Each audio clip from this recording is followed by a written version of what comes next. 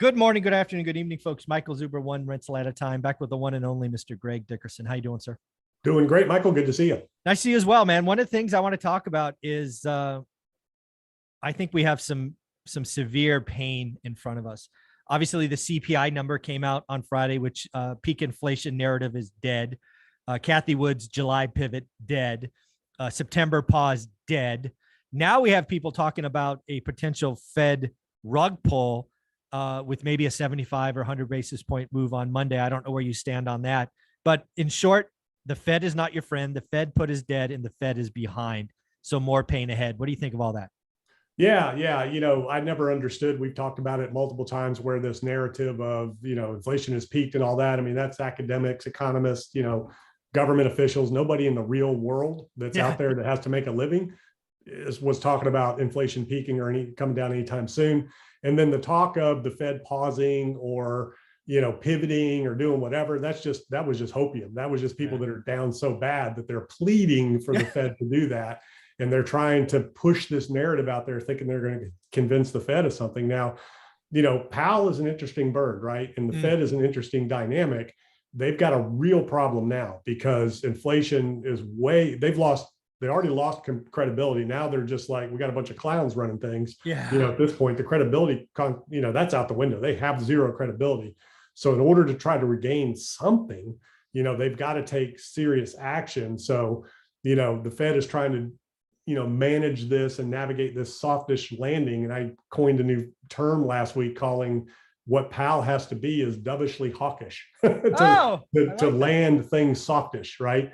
So, what he has to do is he has to come out and say dovishly hawkishly, he's got to jack 75 to 100, but then say, we're going to monitor, we're going to watch. And that's what the market's pricing in right now. The market is pricing in that 75 to 100 basis point, reaction. As of this morning. Yeah.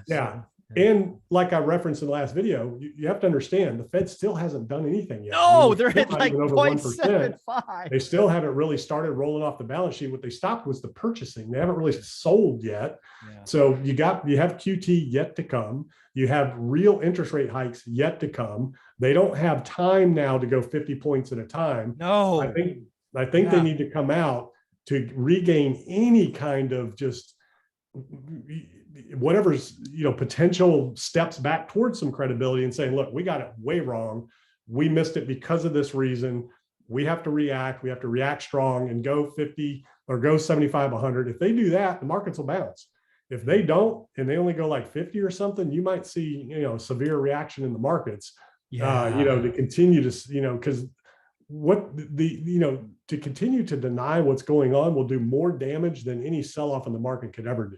Yeah, I agree with all of that.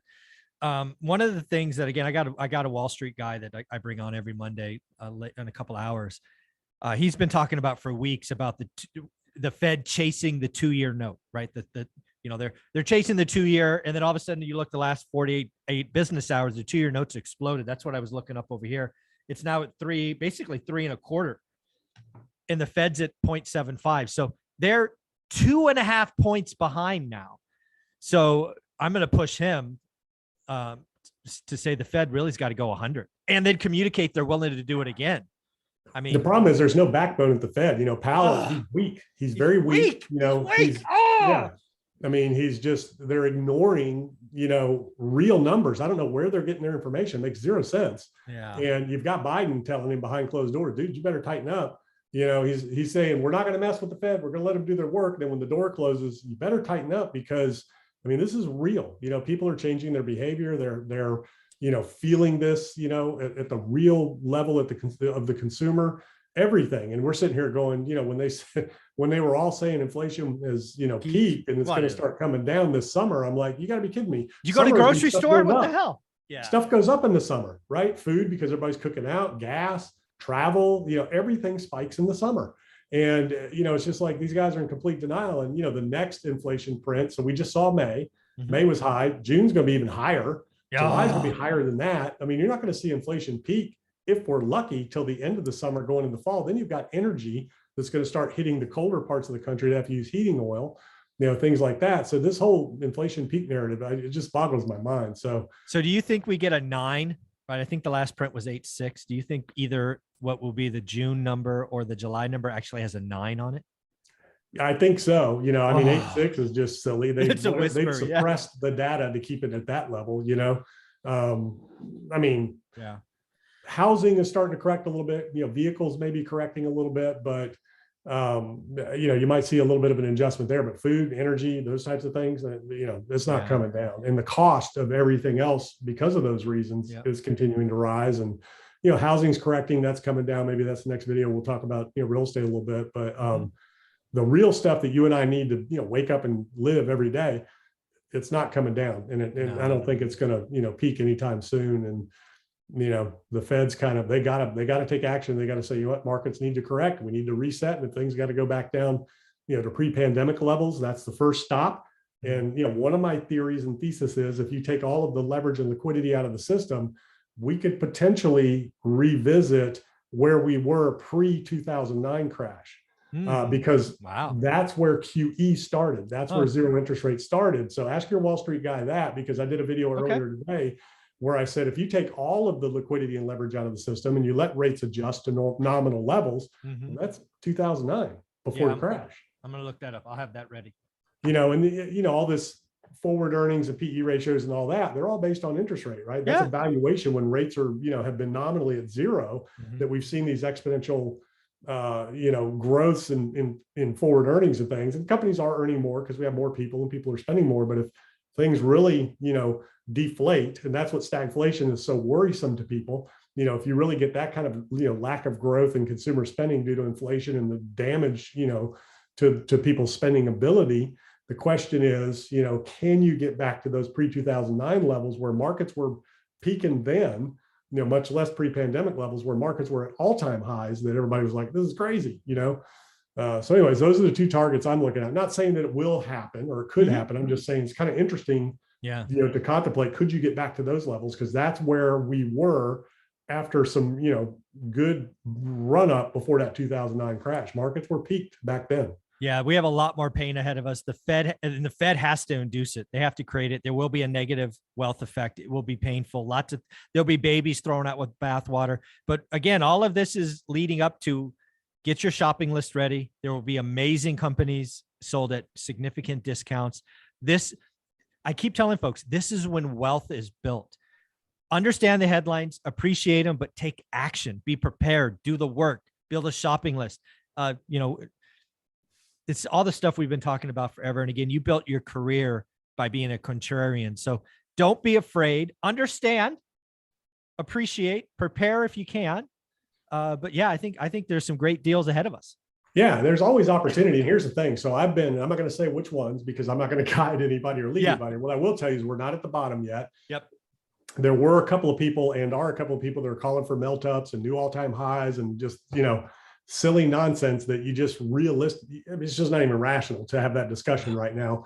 But I bought some stuff that's down 50, 60%. So there's been individual stocks have been taking 40, 50, 60% hits. So I'll go in and I'll buy those and I'll sell them when they rip, because they always bounce at some point. So I've been making a couple of those moves. I have nothing long-term right now, because this is all trades. Long-term. It's all trades. Yeah. Yeah, that's a big thing. The big thing I learned after losing 80% of my stack back in the day is you have to understand, are you an investor, a trader, or a speculator? Know who you are. And most importantly, don't be one and act like the other, because that's where you get really hurt. And this is the lesson I learned from 08 and 09, because back before that happened, I didn't think real estate markets could do what they did. I didn't think banks could do what they did. And, we saw banks collapse. We saw companies collapse. We saw real estate collapse. We saw the government come in and prop all that up. This time, what I'm looking at is that they can't do that. And there are central banks around the world right now that are at risk, because this is a global thing.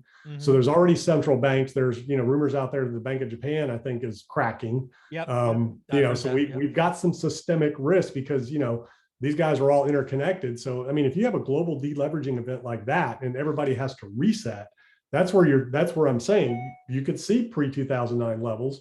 So I don't want to be in anything, because, will it come back? Maybe, but Maybe. how long is that going to take? Yeah. You know, and I mean, I'm not a boomer, but I ain't getting any younger. Yeah, know? exactly. Every day goes by for you, just like me. Yeah, exactly. I'm 55, man. I don't want to, spend another 20 years waiting for things to come back, So you got to make these moves in and out, depending on the asset, depending on what you're doing. You can't always rely on things to always and forever go up. And the Fed, they can't come in and do what they did in March. They can't come in and do what they did in 2009. So this is a very different time and a very different environment right now. So you have to think about it differently. You have to be open to different ideas and discussions, and you got to protect yourself and just make, buy the dip, sell the rip, and just hope that you can get that right, because you never know when you buy the dip and it keeps on dipping, and next thing you know, you buy the dip, you are a dip. Exactly.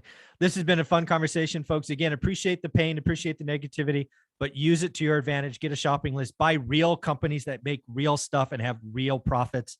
That kind of shopping list will be amazing eventually. Greg, where can people find you? Yep. GregDickerson.com. That's where all my info is. YouTube channel, podcast. Go check it out. Awesome. Thanks, buddy.